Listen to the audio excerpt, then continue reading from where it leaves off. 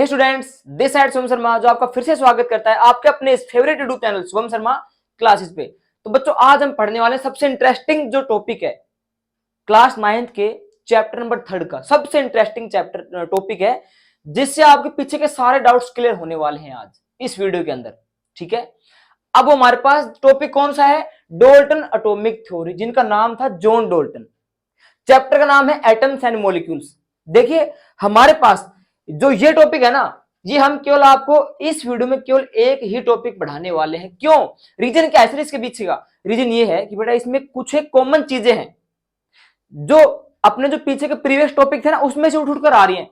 तो ये टॉपिक जिस बच्चे को क्लियर हो गया, उसका पीछे का जितने भी टॉपिक्स हैं सारे के सारे क्लियर होने वाले हैं, क्योंकि इसमें कॉमन चीजें हैं जो पीछे से उठ कर आ रही हैं। सच एज हमारे पास क्या है, देखिए सर, आइडेंटिकल मास किसी भी एलिमेंट का जो हमने पीछे पढ़ा था law of conservation of mass के अंदर, अब जिसको वहां पे समझ में नहीं आया उसको वहां पे समझ में आने वाला है आज।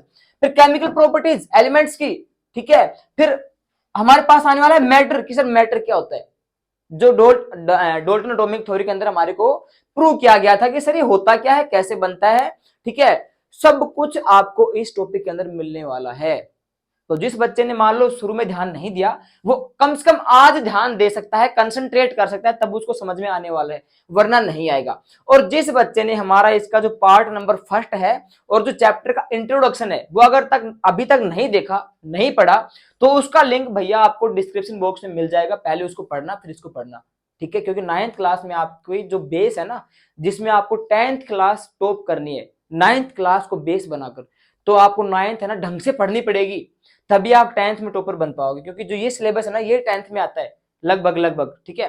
तो इसको पढ़ लीजिए, आसानी से कर लोगे, कोई दिक्कत नहीं होगी। तो देखिए, हमारे पास जो इसमें आज का जो टॉपिक है वो ये है डोल्टन एटॉमिक थ्योरी, जिनका नाम था John Dalton. But before that, जिस भैया बहन ने अभी तक चैनल सब्सक्राइब नहीं किया, तो please make sure subscribe the channel and hit the bell icon also, ताकि आपको हर नई अपडेट सही समय पर मिलती रहे। ठीक है, क्योंकि इस चैनल पे आपको एजुकेशनल से संबंधित वीडियो प्रोवाइड करवाई जाती हैं। तो जिस बच्चे को पढ़ना है वो इसको सब्सक्राइब कर सकता है। देखिए, इन्होंने क्या कहा था, सबसे पहले इन्होंने मैटर के बारे में कहा था। देखिए, जो मैटर के बारे में कहा था इन्होंने, मैटर के पोस्टुलेट्स दिए थे इन्होंने, ठीक है। यानी सर मैटर के बारे में, अबाउट मैटर, और मैटर के जितने पोस्टुलेट थे वो सारे इन्होंने दिए हैं। जो हमारे पास आज हम 6 पढ़ने वाले, 6 पॉइंट इन्होंने बताए थे, वो हम पढ़ेंगे आज। लेकिन उससे पहले देखिए, हमारे पास इन्होंने क्या कहा था कि अकॉर्डिंग दिस थ्योरी, यानी कि according to Dalton atomic theory, यानी कि इनकी थ्योरी के अनुसार ऑल मैटर, कि सर जितने पदार्थ हैं, अच्छा मैटर क्या होता है कि सर हमारे आसपास, आंख बंद करके देखो आप, जितने भी पदार्थ आपको दिख रहे हैं ना, जितने भी पदार्थ सारे सारे मैटर हो, वो चाहे कुछ भी हो, छोटा ये मार्कर हो चाहे बड़ा बोर्ड हो, सारे के सारे क्या है, मैटर हैं। सर जितने पदार्थ हैं सारे के सारे क्या है, मैटर हैं। हाई होप क्लियर हो गया होगा आपको कि सर मैटर क्या होता है। अब उसके बाद में क्या कहा कि सारे के सारे मैटर, वेदर चाहे वो एलिमेंट हो, एलिमेंट जानते हो क्या होता है कि सर जो सेम टाइप्स ऑफ एटम से मिलकर बना है। अब चाहे वो कंपाउंड हो जो डिफरेंट टाइप एटम से बना है, चाहे वो मिक्सचर हो जिसमें सोल्यूट सोलवेंट कुछ भी हमने डाल रखा है, चाहे वो कोई भी कुछ भी हो, चाहे एलिमेंट हो चाहे कंपाउंड हो चाहे मिक्सचर हो, वो सारे के सारे क्या है, मैटर हैं। And is compose of small particles called atoms, वो सारे सर एक छोटे छोटे पार्टिकल से मिलकर बने हैं, जिसे हम क्या कहते हैं, एटम्स कहते हैं। इन्होंने क्या कहा, दोबारा बता रहा हूं, आई रिपीट माई आंसर, कि सर इन्होंने कहा था कि जितने भी हमारे पास मैटर्स है ना, जितने भी मैटर है, चाहे वो एलिमेंट हो चाहे वो कंपाउंड हो चाहे वो मिक्सचर हो, वो सारे के सारे छोटे छोटे पार्टिकल से मिलकर बने हैं, जिन्हें हम क्या कहते हैं, एटम्स कहते हैं। क्लियर सभी को? ठीक है। अब इन्होंने पहले क्या कहा, ठीक है, सबसे पहले इन्होंने क्या कहा कि all matters is made up of very टिनी particles called atom. ये सभी को आपको पता होगा, क्योंकि हमने जो पहला चैप्टर पढ़ा था मैटर इन आवर सराउंडिंग, उसमें हमने सबसे पहले आपको व्हाट इज मैटर पढ़ाया था। आई होप सभी को याद होगा जो शुरू से हमसे पढ़ते आ रहे हैं। ठीक है, कि सर सारे के सारे मैटर जो एक छोटे छोटे पार्टिकल से मिलकर बने हैं उन्हें हम क्या कहते हैं, एटम्स कहते हैं। ठीक है, उसके बाद क्या कहा, एटम्स आर इंडिविजुअल पार्टिकल्स, कि सर एटम्स वे होते हैं जिनको हम और अधिक नहीं तोड़ सकते, क्योंकि हमने आपको बताया था कि एटम क्या होता है, स्मॉलेस्ट पार्टिकल्स, स्मॉलेस्ट यूनिट होता है, जिससे मिलकर क्या बनता है, मैटर बनता है। तो सर एटम क्या होता है कि हमने एक मैटर को तोड़ना चालू कर दिया और लास्ट उसका एक ऐसा हिस्सा आएगा जिसको हम और अधिक फर्दर डिवाइड नहीं कर सकते, नहीं तोड़ सकते, और उस हिस्से को हम क्या कहते हैं, उस पदार्थ को हम क्या कहते हैं, एटम कहते हैं। ठीक है, कि सर कोई भी छोटे छोटी इकाई जिसको हम और अधिक नहीं तोड़ सकते उसे हम क्या कहते हैं, एटम कहते हैं। इसका मतलब एटम्स आर इंडिविजुअल पार्टिकल्स जिसको हम और अधिक नहीं तोड़ सकते, which can not be created और nor be destroyed in a chemical reaction. कि सर एटम वो चीज है जिसको हम ना तो क्रिएट कर सकते और ना उसको डिस्ट्रॉय कर सकते केमिकल रिएक्शन के अंदर। अब जिस बच्चे ने law of conservation of mass पढ़ा है हमारे प्रीवियस पार्ट के अंदर, उसको समझ में आ गया। हमने पढ़ा था यहां पे कि हमने क्या देखा था कि एटम जो होता है केमिकल रिएक्शन के अंदर हम उसको ना तो क्रिएट कर सकते ना उसको डिस्ट्रॉय कर सकते। जैसे हमने क्या पढ़ा था बच्चों, हमने पढ़ा था कि सर एसिड प्लस बेस मिलकर क्या बनाता है भाई, साल्ट बनाता है। अब यहां पे एसिड हमने अगर 5 ग्राम लिया है, बेस भी हमने कितना लिया है, 5 ग्राम लिया है, तो हमारा जो ये पूरा का पूरा सॉल्यूशन है ना, ये कितना बनेगा, 5 और 5 कितने होते हैं, 10। तो ये भी 10 ग्राम होने वाला है। इसका मतलब जितना मास रिएक्टेंट का है उतना ही मास किसका है, प्रोडक्ट का है। इसका मतलब हम एटम्स को ना तो क्रिएट कर सकते और ना डिस्ट्रॉय कर सकते। इसका मतलब देखिए यहाँ पे क्या हमने यहाँ पे 11 लिखा है, नहीं लिखा, हमने उतना लिखा है जितना हमको दिया है, ठीक है।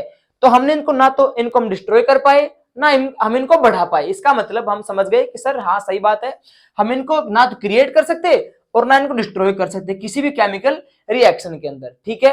अब उसके बाद में क्या कहा जा रहा है हमें, देखिए atoms of a given element are identical in mass and chemical properties. ये भी हमारा उसी के अंदर था कि हमने पढ़ा था कि लॉ ऑफ डेफिनेट प्रोपोर्शन।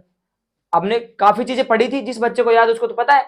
देखिए इसने कहा है कि सर कोई भी जैसे atoms of a given element, जो भी एलिमेंट है ना उसका जो मास है वो आइडेंटिकल रहने वाला है एंड उसकी केमिकल प्रॉपर्टीज सेम होने वाली है। फॉर एग्जांपल जैसे हमारे पास O3 होता है, इसको हम क्या कहते हैं, ओजोन कहते हैं, ठीक है, यहां तक क्लियर। अब हमारा ये ओजोन है कितने ऑक्सीजन से मिलकर बना है, 3 ऑक्सीजन से मिलकर बना है। जैसे oxygen plus oxygen plus oxygen. अब हर एक ऑक्सीजन यानी कि सारे के सारे, अब आपको ये बात प्रूव हो गई होगी कि सर केमिकल प्रॉपर्टीज सेम है। क्यों है, क्योंकि सारे के सारे क्या है, ऑक्सीजन है, तो केमिकल प्रॉपर्टीज तो सेम होने वाले, क्योंकि यहाँ पे दूसरा कोई एलिमेंट नहीं है, सारे के सारे सेम है, ठीक है। अब आइडेंटिकल इन मास यानी कि सर इनका मास भी सेम होने वाला है। इसका मतलब देखिए हमें पता है, हमने प्रीवियस पार्ट में चेक किया था कि सर इनका जो एटॉमिक मास होता है इसको हम किस में ले रहे थे, यू के अंदर ले रहे थे। तो ऑक्सीजन का एटॉमिक मास कितना होता है, 16U, इसका भी कितना होगा 16U, इसका कितना होगा 16U। इसका मतलब सभी के जो मास है वो आइडेंटिकल है। इसका मतलब इन्होंने सही कहा है, इन्होंने जो भी बातें कही है बिल्कुल सत्य कही है, जो हमने साबित भी कर दी प्रीवियस पार्ट के अंदर, ठीक है, कि सर इनका मास है वो आइडेंटिकल है और केमिकल प्रॉपर्टीज तो ऑटोमेटिक इनकी सेम हो जाएंगी, क्योंकि सारे के सारे क्या है, सेम टाइप के। तो अगर सेम टाइप है तो इनका जो प्रॉपर्टीज है वो सेम रहेंगी और इनका जो मास है वो भी क्या रहेगा, आइडेंटिकल रहेगा। अब इन्होंने चौथा पॉइंट क्या कहा, atoms of different element have different masses and chemical properties. देखिए अभी आपने जो इसका तीसरा पॉइंट पढ़ा था उसमें हमने आपको बता दिया कि उसमें इसका बिल्कुल उल्टा था, यानी कि उसमें तो था कि डिफरेंट एलिमेंट्स हैव डिफरेंट, इसमें तो क्या है, डिफरेंट रहेगा। यानी कि मान लो भाई अलग अलग एलिमेंट रहेंगे तो उनकी आपको प्रॉपर्टीज भी अलग अलग मिलेगी। वहां पे हमारे पास क्या था कि same type of element, Dalton ji ने क्या कहा था कि जो सेम टाइप के एलिमेंट रहेंगे ना उनके आपको मास भी सेम मिलेंगे, एटॉमिक मास, और उनके आपको क्या मिलेंगे, प्रॉपर्टीज भी सेम मिलेगी। लेकिन उन्होंने कहा था कि अगर एलिमेंट डिफरेंट है तो उनके आपको मास भी डिफरेंट मिलेंगे, प्रॉपर्टीज डिफरेंट मिलेगी। फॉर एग्जांपल हमारे पास देखिए नॉर्मल सा एग्जांपल है H2O, ठीक है। अब इनके अगर हम मास चेक करेंगे तो आप सभी को पता है कि हमने जो ओजोन जो O3 का उसको मास चेक किया था, ठीक है, तो उसमें ऑक्सीजन का एटॉमिक मास कितना था, 16U था। 3 ऑक्सीजन थे, तीनों के तीनों क्या थे, 16U 16U 16U। इसका मतलब सभी का मास जो था आइडेंटिकल था। लेकिन यहाँ पे डिफरेंट एलिमेंट्स, यानी कि यहाँ पे अगर हम बात करेंगे तो हमारे पास यहाँ पर है हाइड्रोजन और यहाँ पे है ऑक्सीजन। हाइड्रोजन का कितना होगा 1, ऑक्सीजन कितना होगा यहाँ पे 16U। इसका मतलब सर डिफरेंट अगर एलिमेंट रहेगा ना तो उसके मास भी क्या रहेंगे, डिफरेंट रहेंगे। इसका तो 1 है और इसका कितना है 16 है, जो आपको आगे पता लग जाएगा कि सर ये 16 कहां से आया, 1 कहां से आया, आगे आपको पता लग जाएगा। लेकिन यहाँ पे आप क्या समझने वाले हो कि सर डिफरेंट रहेंगे ना उनका तो मास भी आपको डिफरेंट मिलेगा और प्रॉपर्टीज भी डिफरेंट मिलेंगी। लेकिन अगर सेम टाइप एलिमेंट रहेंगे तो उनके आपको मास भी सेम मिलेंगे और प्रॉपर्टीज भी क्या मिलेंगी, सेम मिलेंगी। अब यहाँ पे प्रॉपर्टीज की बात कर ले हम, तो हाइड्रोजन अलग चीज है, ऑक्सीजन है ये अलग है, भाई दोनों एलिमेंट अलग अलग है, दोनों अलग अलग है, तो आपको इनके दोनों के जो मास वो भी अलग अलग मिलेंगे और प्रॉपर्टीज भी अलग अलग मिलेंगी। ठीक है, यहाँ पे कंपाउंड बन गया, ये क्या बन गया, हमारा कंपाउंड बन गया, क्योंकि यहाँ पे क्या है, डिफरेंट टाइप्स ऑफ एलिमेंट मिलकर एक नई चीज बना रहे हैं, तो इसे हम क्या कहेंगे, कंपाउंड कहेंगे। शायद आपको याद आया होगा, हमने पीछे पढ़ा था कंपाउंड के बारे में, तो वो बन गया है। ठीक है, इसके बाद में क्या कहा इन्होंने कि atoms combine in the ratio of small whole numbers to form compound. देखिए ये कह रहा है कि सर कोई भी अगर एटम्स मिलकर एलिमेंट बन रहा है, ठीक है, तो वहां पे उनका जो रेशियो है ना नंबर के हिसाब से, वो बिल्कुल क्या रहेगा, उनका कांस्टेंट रहेगा। यहाँ पे देखिए कोई भी कंपाउंड है उसका जो रेशियो है ना वो वूल नंबर्स में, अच्छा कांस्टेंट तो यहाँ पर है, मैं दोनों को एक साथ ले लिया, वूल नंबर में रहेगा। यानी कि अगर हम बात करें दोबारा उसी एग्जांपल की H2O की, तो इसमें आपने क्या देखा कि सर यहाँ पे जो है ना, अब हम बात किस कर रहे हैं, मास की बात नहीं कर रहे, सिर्फ नंबर की बात कर रहे हैं, क्योंकि यहाँ पे क्या दे दिया इसने, नंबर दे दिया, इसमें भी क्या दे दिया इसने, नंबर दे दिया। कई बच्चे कंफ्यूज हो जाएंगे यहाँ पे कि सर आप तो अभी तो आपने कहा था कि 1:8 1:16, बेटा यहाँ पे बात हो रही है मास की, लेकिन यहाँ पे इस दो लाइनों में किसकी बात होगी, सिर्फ नंबर की। नंबर क्या होगा, देखिए यहाँ पे हमारे पास H2O है, यानी कि सर हाइड्रोजन और एक ऑक्सीजन। अब देखिए H2O जो है वो कितने हाइड्रोजन है इसके अंदर, सर दो है। ऑक्सीजन कितने हैं सर, एक है। तो इसने कहा है कि जब भी कोई नया कंपाउंड बनेगा तो उसमें जितने भी एलिमेंट्स है ना वो वूल नंबर से रहेंगे, यानी कि आपको कभी भी ये नहीं मिलेगा इसके अंदर के सर 2.5 है हाइड्रोजन है, 1.3 ऑक्सीजन है, नहीं, आपको वूल नंबर मिलेंगे 2 3 4 5 6, कभी भी पॉइंट्स में नहीं मिलेंगे कि सर 1.2 2.3 3.2, ये कभी भी आपको नहीं मिलेंगे। जो भी कंपाउंड बनेगा उसके जो एलिमेंट्स हैं उनके जो नंबर रहेंगे वो आपको वूल नंबर से मिलेंगे, कभी भी पॉइंट में नहीं मिलेंगे। ये बात इन्होंने कही थी चौथी पांचवें पॉइंट के अंदर कही थी इन्होंने। ठीक है, अब अगला इन्होंने क्या कहा स्टेप कि द रिलेटिव नंबर्स, कि रिलेटिव यानी कि जो नंबर्स जिससे मिलकर कोई चीज बन रही है, एंड काइंड्स ऑफ एटम्स, की सर एटम की एक तो काइंड और एक एटम्स के नंबर आर कांस्टेंट इन एक कंपाउंड, की सर कंपाउंड जो बन रहा है, यानी हमारे यहाँ पे H2O जो बना था, हमने क्या कहा सर कंपाउंड है, डिफरेंट टाइप्स ऑफ एलिमेंट्स हैं। अब ये इसमें वही चीज लेकर आ रहे हैं कि सर जो भी कंपाउंड बना है आपका यहाँ पर, उसमें एटम्स के जो काइंड है और एटम्स के जो नंबर हैं वो रिमेन कांस्टेंट रहेंगे।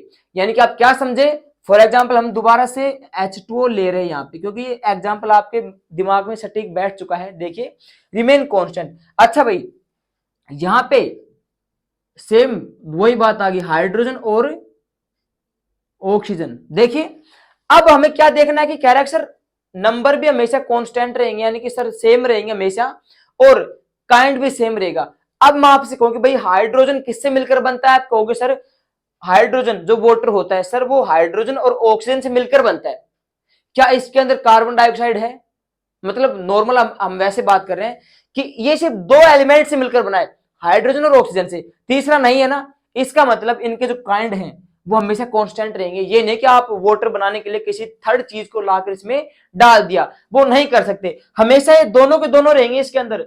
यानी कि वाटर बनाने के लिए आपको दो ही चीजें चाहिए, हाइड्रोजन और ऑक्सीजन, इनके अलावा नहीं, वो इसका काइंड हो गया। अब बात करेंगे सर इसके नंबर की, कि हमेशा सेम रहेंगे। देखिए हाइड्रोजन कितने हैं, दो है, ऑक्सीजन कितने हैं, एक है, तो हमेशा यही रहेगा। वाटर बनाओगे आप लोग कभी भी तो हमेशा क्या रहेगा सर, हाइड्रोजन के दो ही रहेंगे, ऑक्सीजन का एक ही रहेगा। ये कभी भी नहीं होगा कि सर ऑक्सीजन के तो दो गए हाइड्रोजन का एक हो गया, ये कभी भी नहीं होगा। इसलिए इन्होंने कहा था कि जो नंबर और काइंड जो है किसी भी कंपाउंड के, उसमें जो एलिमेंट से मिलकर बना है उनके नंबर और काइंड हमेशा क्या रहेंगे, कांस्टेंट रहेंगे। फॉर एग्जांपल, अलग एग्जांपल बता रहा हूं आपको मैं, देखिए CO2, ठीक है, अब यहां पे CO2 में देखिए जैसे हमारे पास सी हो गया, कार्बन हो गया, कार्बन डाइऑक्साइड, तो यहां पे हमारे पास एक क्या आ गया, कार्बन, और एक हमारे पास क्या है इसमें, ऑक्सीजन। अब यहां पे देखिए बच्चों कार्बन के कितने एलिमेंट्स है इसके अंदर, एक है बस, कार्बन तो एक है। ऑक्सीजन के कितने टाइप इसमें है, हमारे पास दो हैं। अब कार्बन डाइऑक्साइड बनाने के लिए आपको हमेशा कार्बन तो चाहिए, आपको एक चाहिए, ऑक्सीजन कितना चाहिए आपको, 2 चाहिए। इसका मतलब क्या समझे कि हमेशा ऐसे देंगे, ये नहीं है कि आपने कार्बन के डाल दिए 6, ऑक्सीजन के डाल दिया आपने 12, ऐसा कभी भी नहीं होगा। तो ये इन्होंने समझाया था अपने डोल्टन एटॉमिक थ्योरी के अंदर। जो इन्होंने हमारे यहाँ पे पोस्टुलेट्स दिए हैं वो सारे वो के वही हैं जो हमने प्रीवियस टॉपिक में समझे थे। इसमें हमारे कितने टॉपिक क्लियर हो गए, मैं आपको गिनवा रहा हूं, देखो एक बार। एटम्स क्लियर हो गया, मैटर क्लियर हो गया, law of conservation of mass clear हो गया, लॉ ऑफ कांस्टेंट प्रोपोर्शन जो यहां पे आपको दिख रहा है, law of constant proportion clear हो गया, law of definite proportion clear हो गया। अब लॉ ऑफ कांस्टेंट प्रोपोर्शन उसमें तो क्या था, हम मास लेकर चल रहे थे जो हमेशा कांस्टेंट रहेगा। जैसे हमारे पास H2O का जैसे हमारे पास आया था 1:8 आया था, ठीक है, तो वो हमेशा वो ही रहेगा, उसी से मिलकर आप पानी बना सकते हो। ये नहीं कि आपने ज्यादा डाल दिया, नहीं, हमेशा छोटे छोटे बूंद भी क्या रहेगी, 1:8 में ही रहेगी। तो कांस्टेंट मास था। अब यहाँ पे कांस्टेंट नंबर है, इसका मतलब जितनी क्वांटिटी में हमने वहां पे हाइड्रोजन लिया है उतना ही कितना लेंगे, ऑक्सीजन। यानी कि सर जितना हाइड्रोजन लिया है ना उतना ही लेंगे, हाइड्रोजन को बढ़ाएंगे नहीं हम। और जितनी क्वांटिटी हमने ऑक्सीजन की ली है उतनी हम क्या लेंगे, ऑक्सीजन की लेंगे, उससे बढ़ाएंगे नहीं। वो हमेशा उनके नंबर जो है ना, देखिए आप कंफ्यूज हो गए यहाँ पे मास और नंबर में, ठीक है। तो यहाँ पे हमसे क्या पूछ रहा है, नंबर पूछ रहा है, सिर्फ नंबर पूछ रहा है। जैसे H2O हाइड्रोजन 2 ऑक्सीजन 1, भाई सर इसके अंदर हाइड्रोजन कितने हैं, सर 2 हैं, ऑक्सीजन कितने हैं, सर 1 है, ये नंबर होता है। अब इसका हम निकालेंगे भाई, मास निकालेंगे, इसका एटॉमिक मास निकालेंगे, तो हमारे पास क्या हो जाएगा 1:8। तो आपको ये नहीं पूछ रहा है, सिर्फ नंबर पूछ रहा है, वेरी इजी। तो ये था हमारा डाल्टन एटॉमिक थ्योरी, इनके पोस्टुलेट्स जो हमने कंप्लीट यहां पर समझ लिया। आई होप, मैं उम्मीद करता हूं आप सभी को क्लियर हो गया होगा। और अगर हो गया तो वीडियो को लाइक करें और चैनल को सब्सक्राइब करें और इसको अपने दोस्तों के साथ शेयर कीजिए, क्योंकि आपको शुभम शर्मा क्लासेस पे एजुकेशनल से संबंधित video free of course provide करवा दी जाती है और आगे भी करवाएंगे, ठीक है। तो मिलते हैं इसके नेक्स्ट पार्ट में, तब तक के लिए जय हिंद।